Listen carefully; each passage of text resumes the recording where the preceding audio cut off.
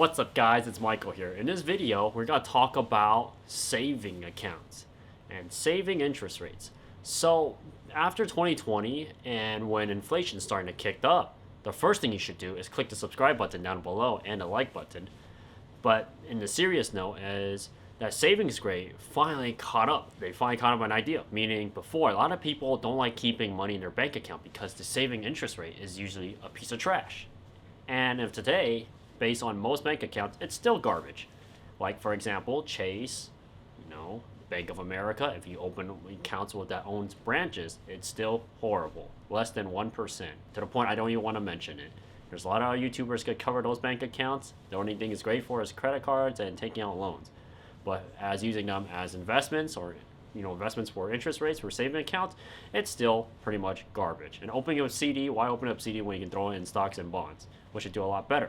But that's not the point of this video. This video is targeting mainly interest rates and bank accounts that give you a really high savings rate, meaning it goes up to more than 1%, which, before, it's a huge leap. So the first thing you need to know is during inflation, when Joe Biden took office, inflation rates are going up. Basically, everything became more expensive. Your dollar wasn't worth as much to buying the same goods and quality and services you want. So savings rate, for example, certain banks caught on to this. So they started increasing their savings interest rate to get people to basically put money in them.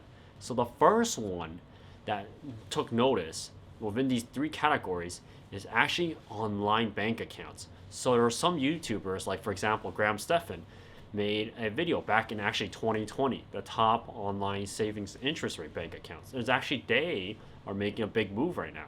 And whether it's good or not, it really depends on you. You better check with your financial advisor before making investment decisions, because I'm just a YouTuber here spouting random BS, and hopefully you guys learn something from it and do your own research on it. So the first one is online savings account. So for example, as I mentioned, Graham Stephan, he mentioned a bank account. For example, T-Mobile banking. There was ones called Vero. There's another banking industry, but it's online. So how do these type of companies increase their savings interest rate so much compared to, like, look at Chase, Bank of America, Wells Fargo? It's because, simple. When you open a business, you have something called overhead costs. And you look at online bank accounts, they do not have a physical location. And you ask Michael, isn't that like a really high risk if you lose your money? I mean, there is something called FDIC, which to insure. And also, it's also federally regulated. But at the same time, it's building consumer trust. And most of the time, these online bank accounts offer really high saving interest rate because they do not have a high overhead cost. They don't have to hire employees. They don't have to rent a building. They don't have to buy a building. So if they have it online, it saves them a lot of money. That's why they can offer these ridiculous interest rates. So as I mentioned, T-Mobile banking, Vero banking, I think the other one's called, Redneck banking. And I'm serious. You can look that up. Graham Stephan made a video on them. It was pretty funny. But that's an actual banking institution. So there's actually many more. So as I mentioned before, do your own research before you throw your money into there.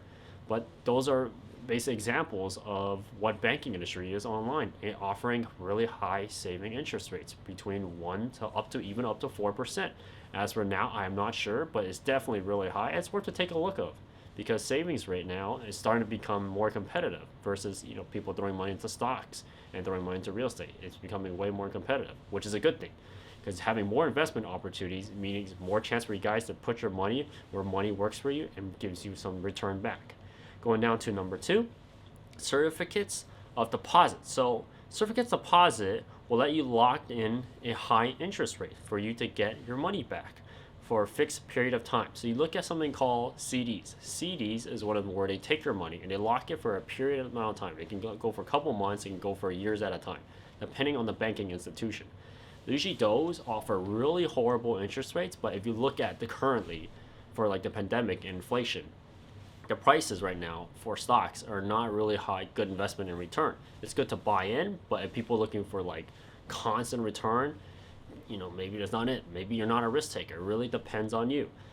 So certificates or deposits are like CDs. Throw money in there to lock it up for a period amount of time. And how do the banks take your money to make money? They take it out, loan it out to someone else, and loan it to someone else, they pay them back. And the process goes on. That's how the cycle of money works. And the only problem is when they loan it to really bad actors, for example, 2008, basically start giving loans out to everyone, and people who are not qualified to pay them back or will not pay them back. And that is where you have trouble. For example, another place would be Evergrande in China. That's a distrust in the public and with the banking institution, and there's a lot of issues in that. I will not get covered into it, but keep in mind, the banking and economy is built on trust, and trust cannot be broken. And certificates of deposit is another sector or area is now increasing their savings percentage, so to get people like us to go invest in them and put money in open accounts with them. Do I suggest you do it? It really depends on you and depends on what type of risk you want to take. Going down to number 3, this one is pretty interesting. This one I don't really mention much on my channel because I see it as another type of investment opportunity, but it's not really one I'm into. Series 1 bonds. So meaning bonds before, a lot of people do mention them, but not only people doesn't really get the main media attention because they think stocks are a better option because they see it as more volatile, a chance to make big money, and just don't have big media attention. But now bonds are becoming a big thing for especially Series 1 bonds.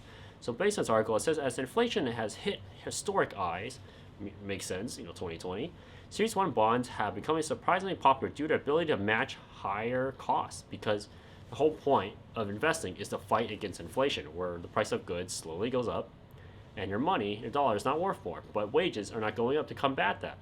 And to kill inflation, you need businesses to open more shops, more other different types of businesses to compete with each other so prices will go down. That's basically the main way to destroy inflation.